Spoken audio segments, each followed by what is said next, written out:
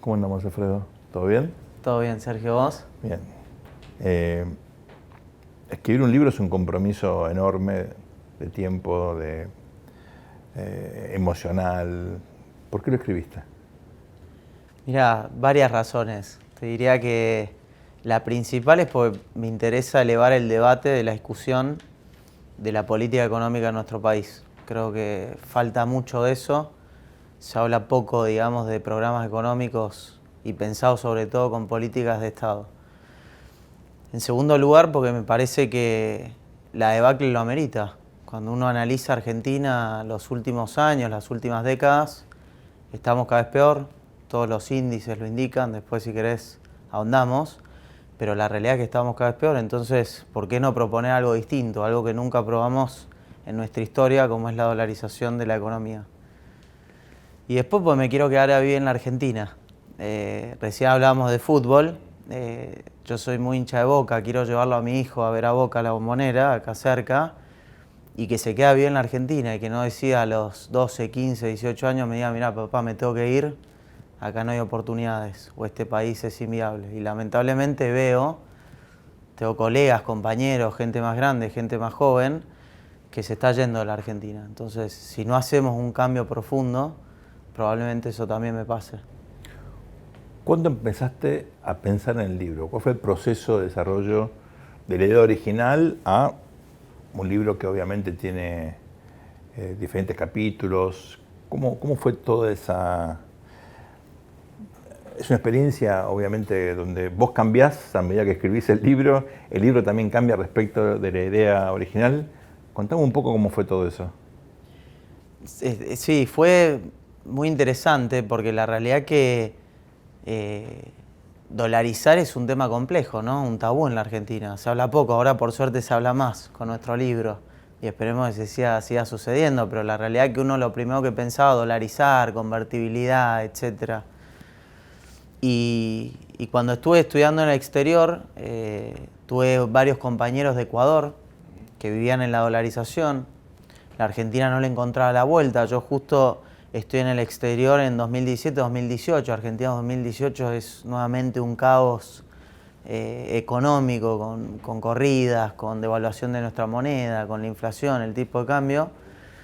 Y ahí empecé a estudiarlo fuertemente, porque también en este programa, en esta maestría, lamentablemente utilizaban a nuestro país como un ejemplo de todos los programas económicos fallidos de la historia, ¿no? Y cómo distintas economías emergentes habían utilizado algunos mecanismos similares a los nuestros y habían fallado. Entonces, a partir de eso, a partir de mucho diálogo con algunos profesores muy valiosos de mi maestría, Guillermo Calvo, Augusto de la Torre, etcétera, empecé a ahondar en el tema, a estudiarlo en profundidad y ver que realmente es una oportunidad que Argentina tiene y es un camino que deberíamos estudiar. No es el único, pero es un camino que deberíamos estudiar. ¿Y por qué te parece que dolarizar la economía sería efectivamente una solución para los problemas que estás planteando? Algunos que son históricos, otros que se agravaron más recientemente. ¿Cuál sería el elemento diferenciador de la dolarización respecto de otras opciones? Mirá, te voy a dar algunas estadísticas, por ahora sí creo que vale la pena. En 1935 se constituyó nuestro Banco Central. Desde ahí tendrán que haber pasado únicamente 15 presidentes del Banco Central, pasaron más de 62. O sea, independencia monetaria nunca tuvimos. La economía argentina, sacando la etapa de la convertibilidad, solo en 8 años, desde 1935, tuvo inflación de un dígito. Cuando uno analiza nuestra moneda, el peso, en el año 2002, 100 pesos, a la fecha, el dólar resguardó el 66% de su valor, el plazo fijo un 40% de su valor, y esos 100 pesos del 2002 hoy son 1,20 pesos en términos reales. Esto de los últimos 20 años, si nos vamos para atrás es aún peor. Cuando vemos el tema fiscal en 119 años estamos cumpliendo ahora, solo tuvimos 8 años de superávit fiscal. Tenemos 111 años de déficit, que no podemos manejarlo, no tenemos disciplina, no tenemos control. Cuando uno analiza las exportaciones, que es algo valiosísimo para que la economía argentina se pueda desarrollar, desde el pico del 2011 de 83.000 millones de dólares que exportamos, hemos ido únicamente en caída, y cuando uno analiza encima la calidad de lo que exportamos, es cada vez más limitado y estamos cada vez más expuestos al valor de las commodities, cuando deberíamos ser una potencia mundial exportadora. Y cuando uno analiza la inversión extranjera directa, Argentina representaba el 0,90% de la inversión extranjera directa del mundo. Hoy representamos el 0,19%. O sea, nos caímos del mapa. Sumado que el 65% de los jóvenes en nuestro país son pobres. Y que lamentablemente esas nuevas generaciones van a ser un drama para nuestro país. Porque ellos son el futuro. Y si hoy esa gente es humilde, es pobre, no tiene educación, es muy difícil que podamos desarrollarnos. Entonces, por todas esas razones, creo que la dolarización es el maestro exigente. Es aquel maestro que, a diferencia de lo que ha sucedido en la historia argentina, nos pone de una vez por todas una limitación monetaria, que nunca la hemos tenido, y por otro lado nos disciplina fiscalmente, porque nos quita herramientas para que podamos emitir y podamos financiar el gasto como lo hemos generado a lo largo de nuestra historia. Me estás contando el lado positivo de la dolarización. Pero como toda política tiene un lado bueno, un lado regular y un lado malo. Siempre hay costos en lo que los políticos o los policy makers deciden, ¿no? ¿Cuáles son los costos? Si vos tendrías que definir las tres cosas más costosas, negativas, ¿cuáles serían? Mira, en primer lugar, perder la moneda no es algo que realmente sea una política económica que uno diga, che, qué buena noticia, este país tuvo que perder su moneda. En principio eso habla de todas las deficiencias de política económica y la indisciplina que se ha mantenido durante muchas décadas y no ha generado los resultados esperados. Entonces, eso te hace perder independencia monetaria. Uno no tiene capacidad de emitir, porque no puedes emitir más dólares. Y por el otro lado, lo que uno pierde es, por ejemplo, el prestamista de última instancia.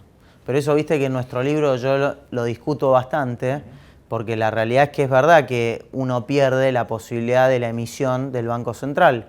Pero cuando uno analiza desde el año que Argentina entra en el Banco Central, entra en programas del Fondo Monetario Internacional, allá por 1950, cerca de 1960, 1956, Argentina ha convivido con más de 20 programas con el Fondo Monetario Internacional. ¿A qué voy con esto? Nuestro último prestamista siempre ha resultado ser un agente externo y no ha terminado siendo nuestro Banco Central. ¿Por qué? Porque nuestro Banco Central, lamentablemente, cada vez que utilizó la emisión monetaria como mecanismo para defender la actividad económica, lo único que generó fue mayor inflación. Y eso lo vimos en el 2020.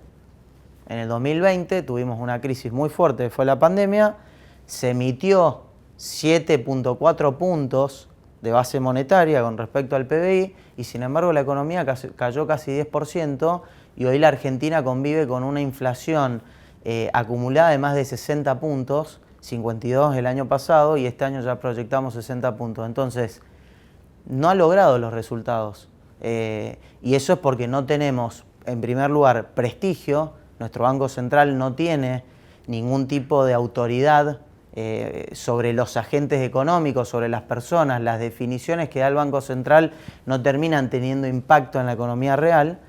Y por otro lado, porque lamentablemente no tenemos moneda.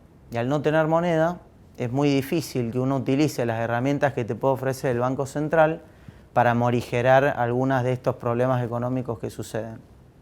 Te diría que esas son las principales razones. Después se le suma el señoreaje, que el señoreaje básicamente yo lo asocio a lo que puede ser la licuación del gasto. En Argentina históricamente se ha utilizado la inflación como un mecanismo para licuar la deuda y para achicar el déficit fiscal, como lo estamos viendo ahora, porque convivimos con tasa de interés real negativa, o sea, la inflación es más alta que lo que te paga un plazo fijo. Y eso, lógicamente, es un mecanismo que tiene la política económica para financiar el gasto fiscal. Bueno, eso es otro mecanismo que la dolarización te la elimina, porque la inflación desaparece en la economía, con lo cual no se puede, digamos, licuar más el gasto fiscal. Y respecto al señoreaje, lo que se pierde es que al emitir, uno podría perder entre 2 y 3 puntos del PBI, o sea, alrededor de 700.000 millones de dólares hizo en su momento de cálculos. por emitir la moneda. O sea, el Banco Central, cuando emite, tiene la capacidad de generar una ganancia que se le llama señoraje. Bueno, en este caso se estaría perdiendo también. Alfredo, este argumento que vos haces es obviamente muy persuasivo, pero mi formación original fue como historiador y la pregunta es, si una sociedad tuvo tantas dificultades para tener, no diría austeridad, sino responsabilidad fiscal, ¿podés con un esquema tan inflexible forzar o modificar esos comportamientos? ¿No parece demasiado voluntarista? Es una excelente pregunta y lógicamente hasta que uno tampoco lo lleve a la realidad no lo vamos a saber. Esa es la verdad. Lo que sí te puedo decir es que Argentina necesita un cambio de paradigma económico. Argentina necesita salir de esta dinámica donde siempre las reglas de juego en materia de política económica son flexibles. O sea, viene un gobierno que emite menos, pero después viene otro gobierno que emite más, uno que gasta menos, otro más, pero siempre en un nivel, digamos, con muchísima indisciplina. Acá lo que haces es, en primer lugar, lograr disciplina monetaria, que eso sí te lo aseguro. ¿Por qué? Porque acá se acaba, no hay manera de emitir y eso sí se asegura con la dolarización. Después, a nivel fiscal, lógicamente, traba fuertemente los canales de la emisión, pero no es que lo limita indefectiblemente. Uno ve que Ecuador, eso lo hemos visto en nuestro libro, donde la economía ecuatoriana lleva 14 años con déficit fiscal, pero cuando uno analiza los 20 años del desarrollo de la dolarización, en 10 años gobernó el populismo, o sea, Correa. Entonces, lógicamente, hay mecanismos para igual convivir con déficit fiscal. El tema que ese punto que tocas, Sergio, es muy importante porque cuando uno analiza el resto de las economías latinas, por ejemplo Colombia en los últimos 40 años convivió 37 años con déficit fiscal primario. Brasil, los últimos 20 años convivió con un déficit fiscal primario mucho más grande que el nuestro. Perú, que es un ejemplo a imitar y seguramente hablemos en un rato, el 2014 convive con déficit fiscal primario, Bolivia lo mismo, y muchas economías emergentes más tienen ese problema endémico, que gastan más de lo que generan, como lo hacen las economías desarrolladas del mundo. Entonces, la pregunta es, ¿nosotros podemos convivir con determinados niveles de gasto fiscal que no sean los niveles con los que hemos vivido en los últimos años, que han llegado 5 o 6 puntos del PBI, pero utilizando otros mecanismos para financiarlos que no nos lleven a los estallidos de las expansiones sociales y económicas que hemos vivido? Y ahí es donde yo creo que la dolarización genera un canal distinto y un cambio de paradigma. ¿Por qué? Te decía que siempre hemos terminado yendo a nuestro prestamista de última instancia, que es el Fondo Monetario Internacional. El Fondo Monetario Internacional, lo dijo Cristina ayer, te presta en dólares y no le podés devolver pesos. Y siempre que hemos ido al Fondo Monetario Internacional, una economía frágil, emergente como la nuestra, con mucha indisciplina, en general siempre termina con una devaluación de la moneda. Entonces, siempre nuestras deudas en dólares lo único que se han hecho es encarecerse en el tiempo. ¿Qué pasaría hoy que hay 350.000 millones de dólares del sector privado de la sociedad argentina que ahorró durante todas estas décadas, pero que no lo invierte en la economía real porque no están dadas las condiciones? Generaras mecanismos para que en vez que te esté financiando el Fondo Monetario Internacional en dólares y vos devaluando y cada vez haciéndote más difícil poder financiar ese gasto, utilizaras los mercados de capitales, como lo utiliza, por ejemplo, Perú, como lo utiliza Brasil, como lo utiliza Chile, y poder financiar el gasto como un mecanismo muchísimo más sano, muchísimo más virtuoso para la sociedad y sobre todo, ¿no?, para el sector privado. Claro. Vos estás entrando entonces al terreno, creo que es crítico aquí, ¿no? Porque estás por un lado hablando de las restricciones políticas, pero sobre todo de las otras cosas complementarias que tenés que hacer para, una vez que dolarizás, la economía efectivamente empiece a ponerse en movimiento. Vamos a analizar a fondo los dos aspectos, ¿no? Uno, las restricciones políticas, resistencias ideológicas, gente que piensa que pierde la soberanía por perder la moneda,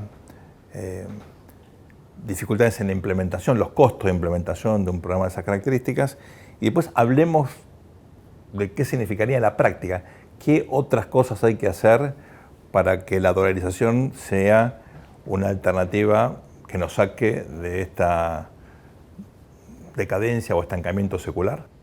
Sí.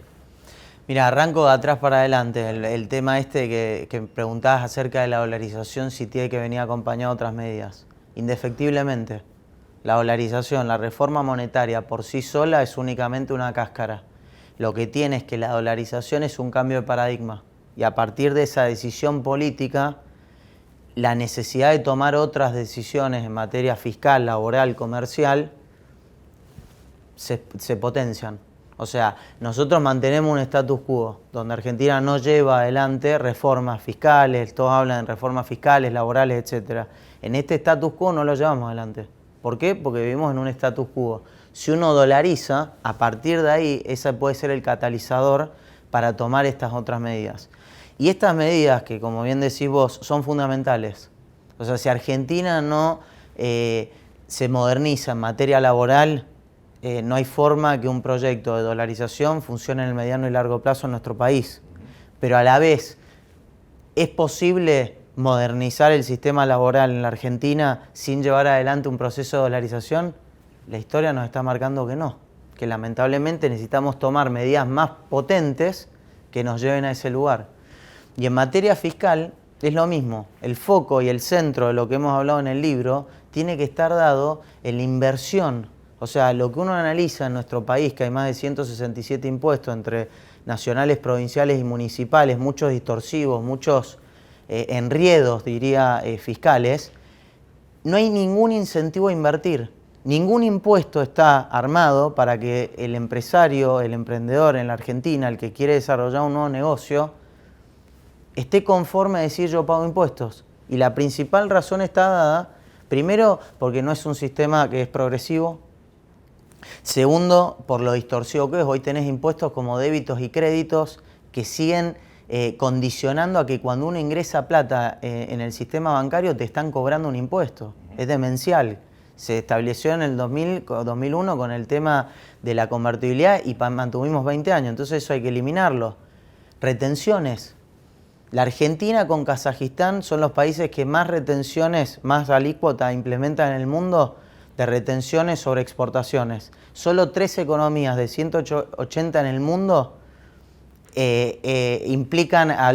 implementan algún gravamen sobre las exportaciones. Está demostrado que eso no funciona si vos querés desarrollar un perfil exportador en un país. Entonces, definitivamente hay que armar un programa gradual de baja de retenciones donde se eliminen rotundamente, porque si no, no hay manera que se desarrolle ese sector.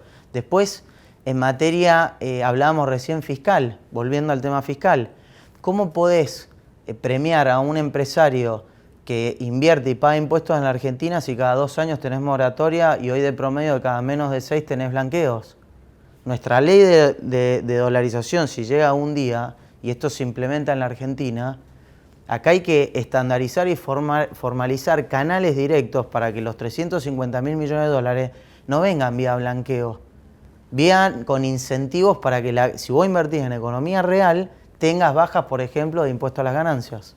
Me estás planteando un conjunto de políticas que obviamente pueden tener un impacto positivo extrapolando experiencias internacionales en el mediano y largo plazo, pero tienen costos enormes en el corto plazo. Entonces, ¿cómo compatibilizás ambos elementos, ¿no? ¿Cómo haces para recaudar más bajando impuestos o generando condiciones de inversión para atraer los capitales en un contexto en el cual muy probablemente vas a tener muchas dudas cuando implementes esas reformas y tengas reacciones en la sociedad, piquetes, cortes? Si no hubo reformas laborales, porque los sindicatos hasta ahora por lo menos se han opuesto, ¿verdad? ¿Cómo pensás la dinámica de la implementación de estas reformas? Creo que la Argentina tiene que implementar la mayor cantidad de reformas en muy poco tiempo a partir de un cambio de gobierno, el nuevo que venga en el 2023-2024, y que se lleve en poco tiempo, o que por lo menos ese programa económico esté absolutamente estudiado, algo que no ha pasado en la Argentina, sobre todo en los últimos 20 años, cuando uno analiza, no han habido planes económicos, no han habido estudios concretos de el gobierno de turno que llegó al país sabía exactamente qué es lo que tenía que hacer y tenía un plan A, un plan B y un plan C. Bueno, eso es lo que necesitamos, que se estudien planes económicos que se lleven adelante en el corto plazo y como bien decís vos, van a haber piquetes, van a haber problemas sociales, etcétera, pero la realidad es que hoy también hay, porque Argentina es uno de los países que tiene más piquetes del mundo y hoy no hay reformas y no hay shocks y hay inflación del 60%. Y también paran empresas que no pueden funcionar porque tienen un piquete o porque tienen el sindicalismo que les está cortando para que puedan funcionar y quebraron. Entonces, estamos conviviendo ya con eso hoy en la Argentina. Lo que tenemos que lograr es que la persona que venga y tenga una decisión muy profunda de lo que hay que hacer y que lo haga con mucha convicción y que lógicamente sea muy claro y muy concreto en lo que llevemos adelante. Después son batallas. La laboral es una batalla, la fiscal es otra batalla, la monetaria creo que es el eje central, la comercial va a ser otra, irás dando y a partir de que la sociedad vaya viendo resultados concretos, baja sustancial de la inflación, estabilidad, algo tan necesario que necesita una persona para vivir con dignidad, vivir en paz, sin pensar de qué va a pasar mañana. Bueno, a partir de eso se va a ir generando un ciclo positivo y eso te va a ir permitiendo en muchos años terminar de hacer todo lo que tenés que hacer. Estamos sentados en un terreno crítico porque vos estás proponiendo una política de shock, ¿no?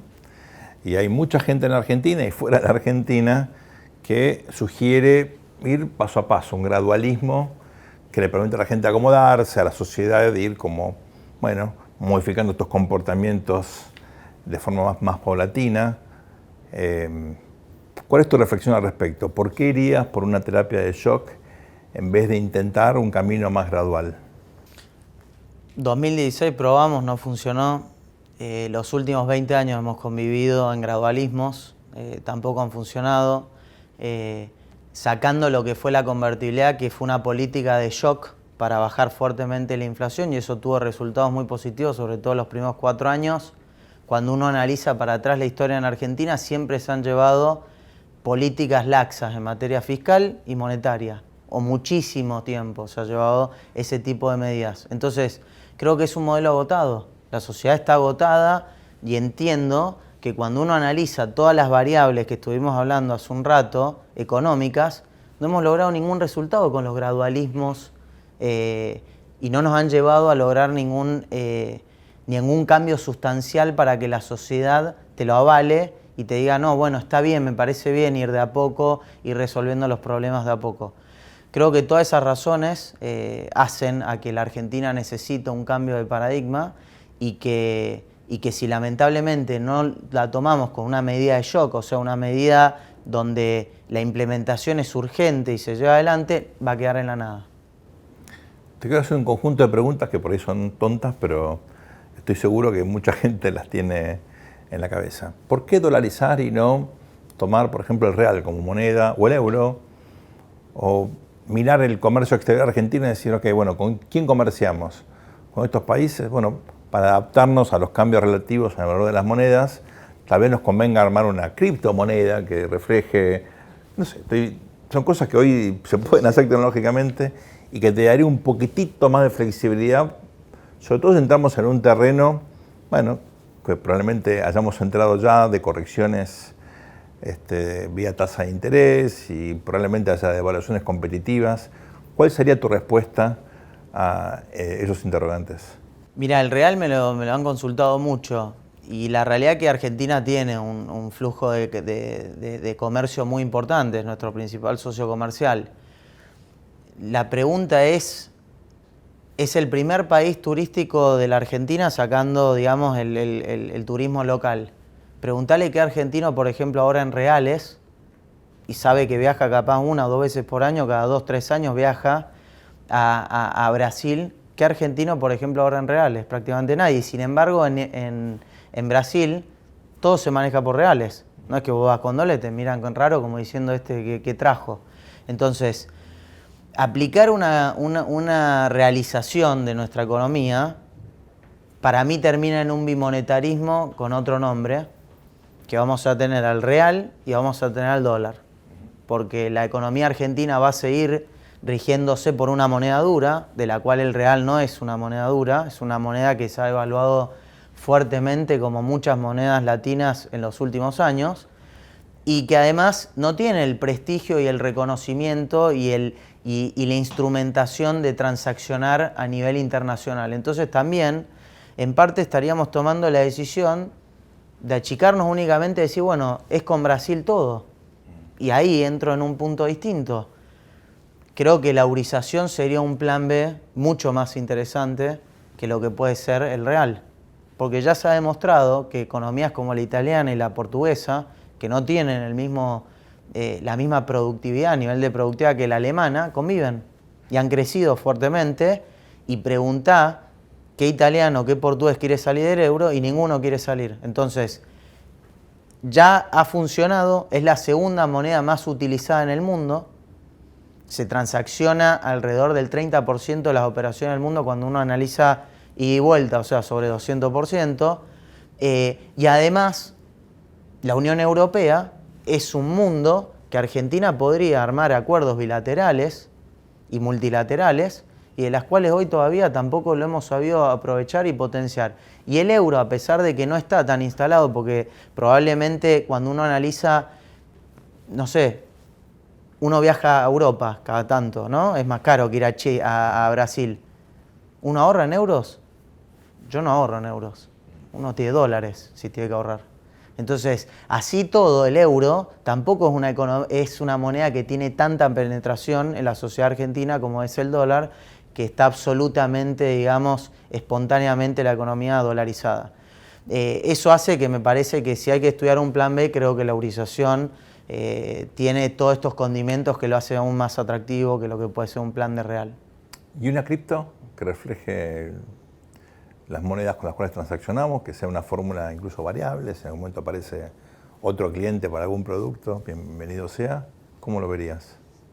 Las cripto es muy interesante el mundo, es un mundo muy incipiente. Cuando uno analiza la historia, tiene 10, 15 años, nada más. Entonces son nuevas tecnologías, estamos hablando de blockchain, palabras que probablemente el 99% de los argentinos no entiende de qué estamos hablando hoy. Y las limitaciones que tienen están dadas por la implementación. La primera es si criptonizás, ¿qué moneda utilizás? Bueno, no, vamos a utilizar el Bitcoin. El Bitcoin es un criptoactivo, no es una criptomoneda. Sufre muchísima volatilidad todavía, entonces todavía no la podemos considerar. Pero podríamos hablar de una stablecoin, o sea, una moneda más estable, que lo que en el fondo hacen es seguir la cotización del dólar, muchas de esas monedas, o valor de commodities. Entonces ahí la pregunta es, ¿para qué vamos a utilizar una stablecoin que es un producto súper desconocido y que implementarlo es muy difícil, cuando atrás el valor está dado porque sigue el régimen del dólar? Por otro lugar, el problema de las regulaciones. O sea, este mundo que ha crecido tanto, también le falta mucho de regularización. Entonces, la pregunta es, ¿qué presidente estaría dispuesto, por ejemplo, a agarrar las reservas del Banco Central, comprar bitcoins, como está haciendo Bukele en parte en El Salvador, y no asume un costo político fenomenal? Yo creo que puede terminar preso comprando criptoactivos, porque si te baja 50% son activos públicos. Claro. Y si viene Brasil y te las regulariza y te dice, mira, no puedes transaccionar con este mecanismo porque en el fondo al no pasar por mercado de capitales, por el sistema financiero, generan todos estos canales que son utilizados para financiar trata de personas, narcotráfico, etcétera, etcétera, etcétera. ¿Cómo haces? Entonces, es muy interesante, hay que dejar la puerta abierta, pero en el corto plazo lo veo absolutamente inviable. Alfredo, Argentina tuvo una experiencia para muchos dramática, para algunos muy, muy exitosa, con la convertibilidad. Y de hecho, cuando uno habla con los políticos, o con un sector de la política más afín a los cambios, a las transformaciones, es como que la idea de convertibilidad ya la aceptaron. Tal vez en su momento la rechazaban, ¿no? Pero hoy ya sería algo, bueno, que estarían dispuestos a considerar, ¿no? Bueno, eso en Argentina le trajo estabilidad, vos marcabas, bajó mucho la inflación, tuvimos una reducción sustantiva también por un tiempito, ¿no?, del déficit fiscal. ¿Cuáles serían los pros y contras de volver a la convertibilidad versus la idea de dolarizar? Mira, el principal problema que para mí tiene es que las cajas de conversión, mal dichas convertibilidad, ya la hemos probado en distintas etapas de nuestra historia. Por ejemplo, en 1900 Roca, Pellegrini, Menem. O sea, hemos hecho muchas pruebas y no han tenido los resultados esperados. Eso ha generado que la economía argentina esté absolutamente bimonetarizada. O sea, vos convivís también. ¿Por qué convivís con dólares y con pesos constantemente? Porque las cajas de conversión potenciaron eso. En los 90 vos vivías con pesos y con dólares. Era 1-1, la decisión fue una decisión de política monetaria, donde se buscó fortalecer a la moneda doméstica, pero básicamente lo que uno buscaba era fortalecer al peso utilizando al dólar como el ancla. Vos tenías posibilidad de emitir, como bien dijiste vos, del Banco Central. El Banco Central tenía ciertas independencias y, como ya hablamos, la discrecionalidad a través de algunas posibilidades de esterilización y cómo contabilizaba algunos activos domésticos en la relación de reservas contra masa monetaria, etcétera. Bueno, había bastante discrecionalidad. Entonces no había mucha independencia y no era tan creíble en parte la convertibilidad. Y eso estaba dado y se reflejaba, como cuando un enfermo tiene fiebre y uno dice hay un problema. Bueno, uno en los 90 ibas a pedir un préstamo en pesos y la tasa de interés era más cara que la de los dólares. En una caja de conversión ortodoxa, o sea, sólida, tiene que ser exacta. Vos no podés arbitrar tasa, o sea, vos no podés tener diferenciales de tasa, porque la diferencia de la tasa de interés de pedir un préstamo en pesos te está indicando que hay un descreimiento de que esta moneda en realidad no vale esto, claro, implícitamente, y que en algún momento va a haber una devaluación que corrija esa diferencial. Entonces, mi tesis o mi propuesta principal es que la Argentina, el principal problema estructural que tiene la economía es el bimonetarismo. Y las cajas de conversión potencian los bimonetarismos. Nosotros tenemos que una vez por todas salir de los bimonetarismos y convivir con la única moneda que la sociedad argentina espontáneamente ya utiliza como resguardo de valor, que es el dólar americano. Alfredo, mucha gente cree que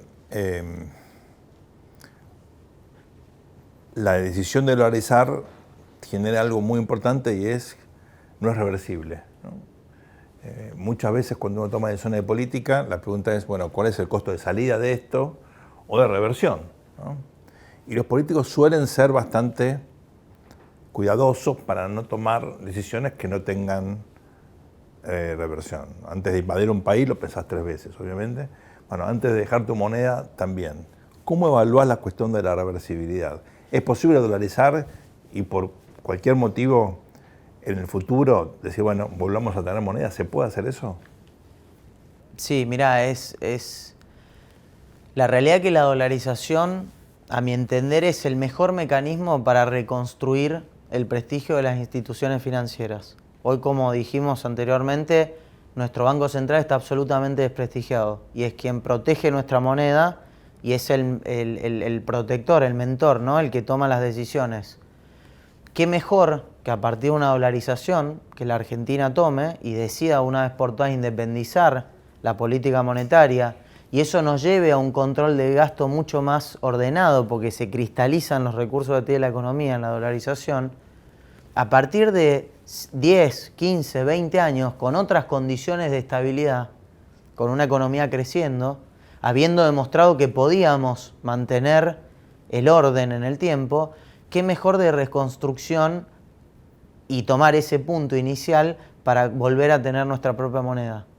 Creo que el camino de 20 años, cuando uno analiza un país que son 2 décadas, cuando uno ya lleva más de 200 años, cuando uno analiza que nuestras generaciones van a pasar y hay países que ya tienen 700, 500 años de independencia, etcétera, 20 años no es nada, es muy poco tiempo. Pero nosotros necesitamos primero reconstruirnos para después, con mayor madurez y con mayor solvencia, poder pensar en tener una moneda propia. Si no, lo veo inviable. O sea, a lo que voy, Sergio, es que si hay una reforma monetaria, pero nuevamente hay una incidencia del Banco Central de la República Argentina que va a ser quien proteja y rija esa moneda en la Argentina, cambiémosle el nombre, en vez de peso pongámosle Austral, otra vez volvamos, o utilicemos un nuevo nombre, Malvinas, el peso Malvinas. Bueno, así todo, el argentino no va a creer, porque la estructura, lo que le da sustento y sustancia a esa moneda, es la descredibilidad que ya generó el Banco Central. Entonces, a ver si entiendo bien, vos lo que estás diciendo es, bueno, dolaricemos, forcémonos a hacer todas las reformas para ser un país abierto, competitivo, con crecimiento basado en inversión genuina.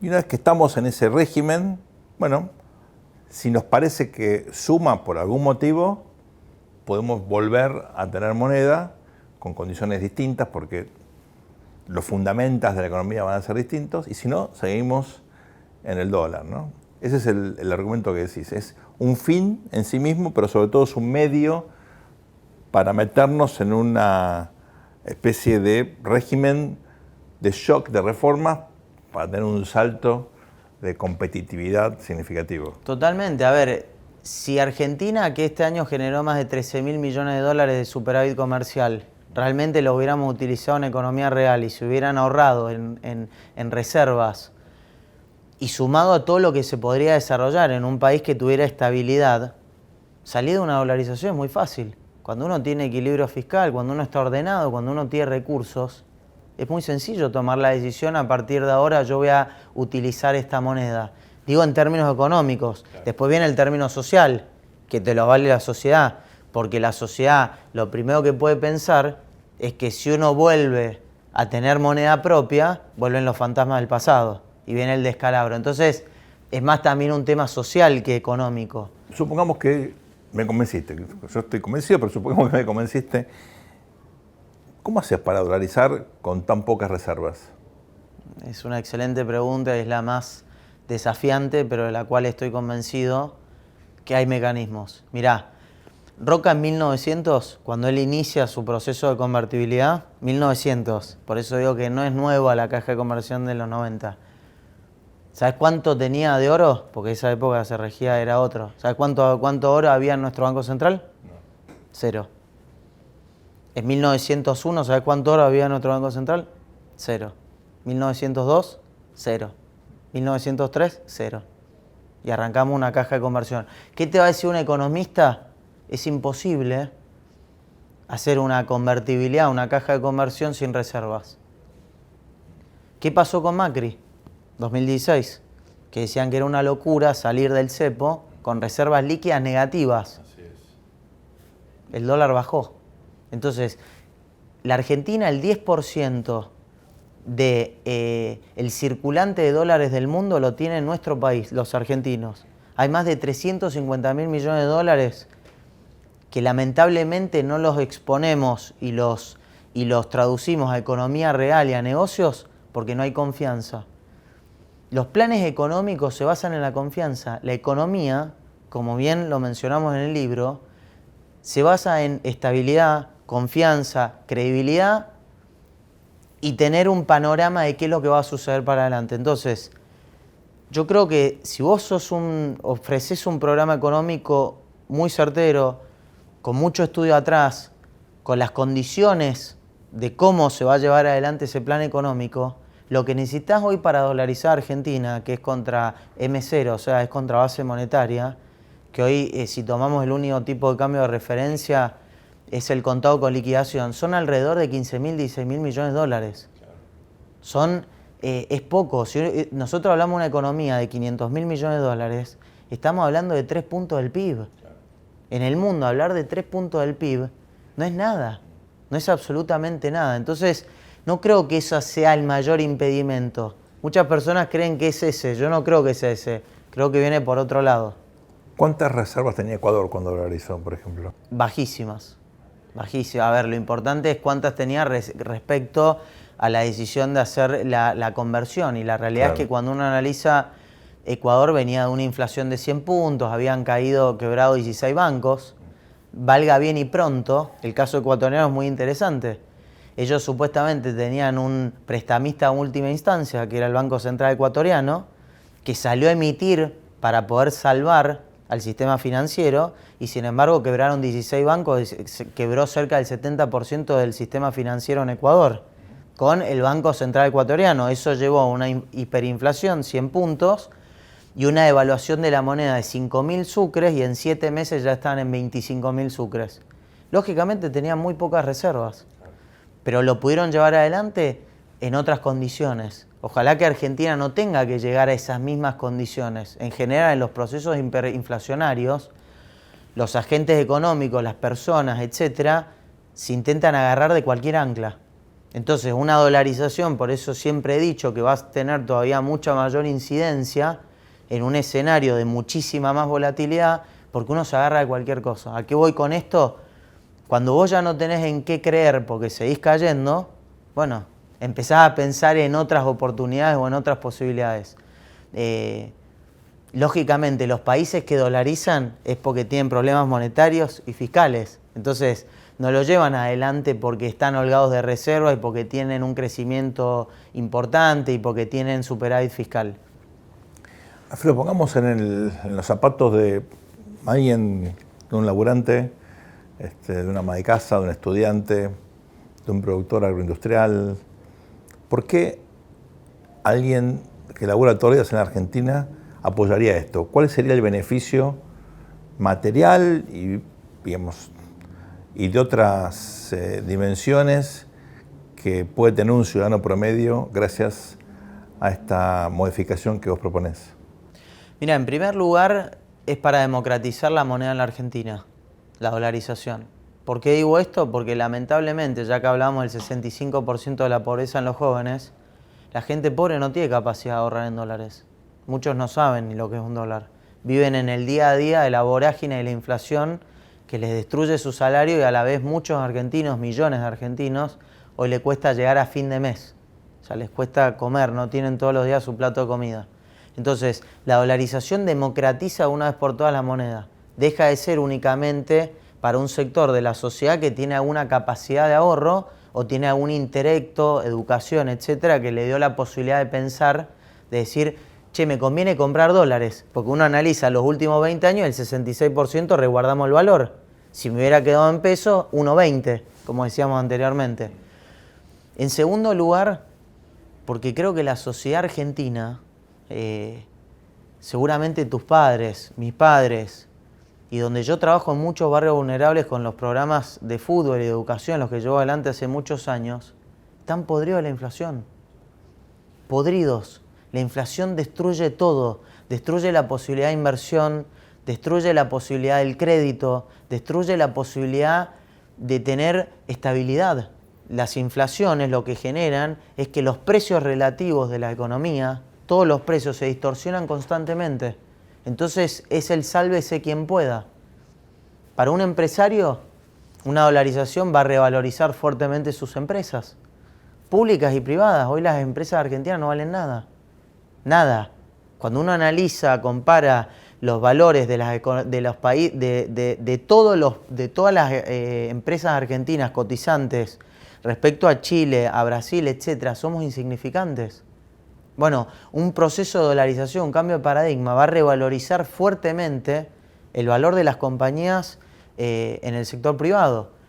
Y el crédito para la clase media. Ya no hablemos de comprar una vivienda. Hoy no se puede comprar un auto. Hoy la gente no tiene posibilidad de comprar un auto porque vale 10, 12 salarios mínimos y nadie tiene capacidad de ahorro. ¿Y por qué? Porque no tenemos crédito.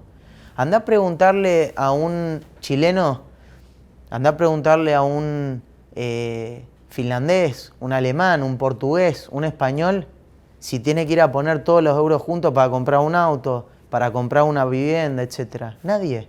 En Argentina nosotros pagamos en 36 cuotas esta camisa, pero si tenemos que ir a comprar una propiedad, tenemos que poner 100, 200, 300 mil dólares cash. Bueno, hoy hemos llegado a que tampoco con los autos. Y es algo que con la dolarización, que ya lo hemos visto, sucedió en Ecuador, uno va a Ecuador y ve el nivel de autos comparado a la Argentina. La posibilidad de que la clase media tenga acceso a un crédito distinto a 10, 15, 20 años va a crecer exponencialmente. Y eso es básico para poder lograr la vivienda propia. A partir de ahí realmente, que hoy en la representación del crédito con respecto a la vivienda propia en la Argentina representa menos del 1% de nuestra economía, cuando Chile está arriba del 20%, Estados Unidos en el 100%, etc., bueno, eso va a crecer fuertemente. Última pregunta tiene que ver con la geopolítica, ¿no? Supongamos que no tengamos resistencia en Argentina en adoptar el dólar, ¿no? Por lo que venimos charlando. Pero claro, uno analiza cómo está Estados Unidos hoy, tiene una inflación, no sabemos, del 7%, por poner un número, puede subir, puede bajar, pero es una inflación alta. Es un país que tiene dificultades hoy porque enfrenta la emergencia de una nueva potencia como China y está siendo desafiado por Rusia y por potencias más pequeñas todo el tiempo, ¿no? Y algunos creen que vamos a un mundo multipolar o apolar, pero que Estados Unidos ya no va a ser lo que fue hasta ahora, que tal vez explica por qué los argentinos ahorramos en dólares, ¿no? Entonces, ¿vale la pena atarse a la moneda de una potencia que ya no es lo que era? Que tal vez siga siendo, por supuesto, muy importante. Una vez el Reino Unido sigue siendo el Reino Unido, por más que la libra perdió su rol de ser la moneda más importante, ¿verdad? ¿Vale la pena eso o hace falta tal vez un esquema otra vez un poquito menos inflexible? La realidad es que cuando uno analiza Europa sucede algo similar. Sacando a Alemania, principalmente, algunos países, muchos países hoy están en una disyuntiva, ¿no? ¿Cómo crecemos? Que está mucho más asociado no solo al régimen, digamos, económico. Ellos tienen problemas etarios, ¿no? Hoy está totalmente invertida la pirámide y no hay juventud. Entonces hay una tercera generación que absorbe recursos y que no se generan nuevos recursos. Japón es exactamente el mismo caso. La realidad es que cuando uno analiza, si queremos hablar de milagro económico, bien dijiste vos China, pero la realidad es que los asiáticos, Corea del Sur, Singapur, China, son los países que realmente en los últimos 30, 35 años tuvieron un crecimiento sustancial de sus economías y una mejora sustancial en la calidad de vida de sus habitantes. Después es muy difícil en el mundo que ya se desarrolló ver países que hoy estén desde el punto de vista en la meca. Pero déjame que ahí haga un paréntesis, porque me parece que lo que está sucediendo en el mundo cuando uno analiza la pandemia es que ya el tema de las naciones y los países está todo tan globalizado que hoy ya el mundo no se rige tanto por países. ¿A qué voy con esto? Google, Amazon, Tesla, Facebook Metaverso, ¿qué otra? SpaceX, la de espacio. Cuando uno analiza hoy las 10, 12 compañías más innovadoras del mundo, la gran mayoría son americanas. Pero no son americanas. Por ejemplo, muchas no pagan impuestos en Estados Unidos. Sí, claro. Están radicadas en Irlanda, en otros países del mundo. Y los clientes no son los americanos. Los clientes somos nosotros. Nosotros usamos más WhatsApp que los americanos mismos. Y ese es el negocio de Facebook, Metaverso. Apple vende más dispositivos móviles en China que en Estados Unidos. Entonces, hoy hablar tanto de países y realmente analizar únicamente por la economía, me parece que ha perdido en parte el sustento de lo que se daba antes. Porque nuevamente, si nosotros volvemos a valorizar esas 5 compañías valen más que la economía japonesa, alemana, francesa, italiana, española, australiana juntas. Esas 5 compañías del mundo. Y son todas americanas, pero no operan en Estados Unidos.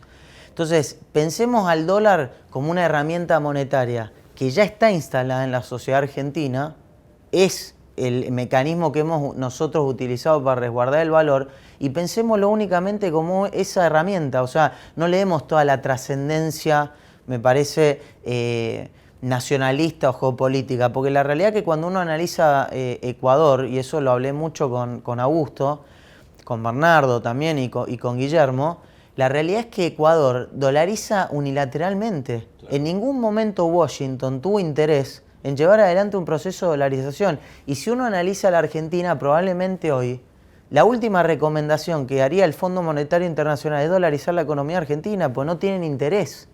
Porque sería probar un experimento con un país que sufre muchísima volatilidad y puede hasta desprestigiar la moneda de ellos, de que es el dólar. Entonces,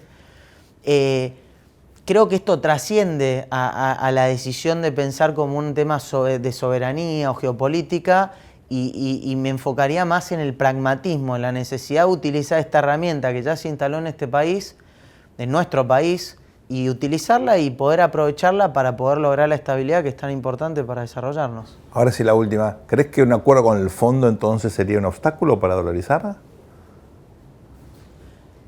Primero tengo mis dudas si el fondo tiene interés en llegar a un acuerdo con este gobierno, pensando que en 18 meses hay elecciones primarias.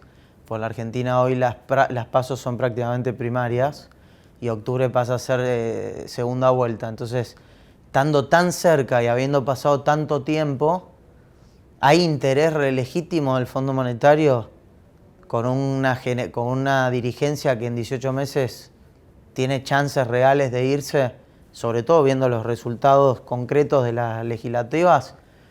Y en segundo lugar, si realmente nosotros hablamos de soberanía, creo que la dolarización va a ser el primer plan económico realmente con identidad argentina. En ningún momento el Fondo Monetario Internacional te va a dar la recomendación de dolarizar nuestro país. Entonces va a ser una decisión netamente argentina. Y si me respondés, ¿lo van a aceptar?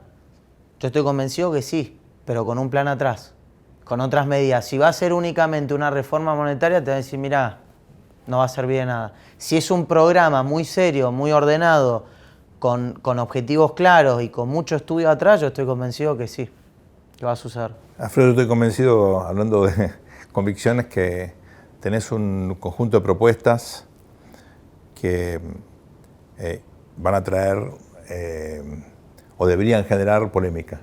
Eso es buenísimo, porque es necesario muchas veces incentivar el debate y proponer ideas que salgan de la zona de confort para sacar al país de esta larga decadencia. Así que te felicito, ojalá que el libro se siga vendiendo mucho y que pronto podamos ir debatiendo no tanto si dolarizar o no, sino cómo, cuáles son las otras políticas que son imprescindibles para acompañar esta medida y fundamentalmente cómo darle al conjunto de la sociedad argentina las oportunidades de las cuales hoy lamentablemente el ciudadano promedio carece, ¿no? Así que te felicito y gracias por la charla. Gracias, Sergio. Déjame hacer una última reflexión. Creo que la única manera que tiene la Argentina de cambiar nuestra historia es dejar de engañarnos y convencer. El objetivo nuestro es convencer. Y creo que eso es lo que tenemos que, o por lo menos lo que yo estoy intentando plantear. Convencer que esto es una posibilidad real y que tenemos que estudiarla. Si nos seguimos engañando, lamentablemente vamos a volver a tener los mismos resultados que hemos tenido históricamente. Buenísimo, gracias.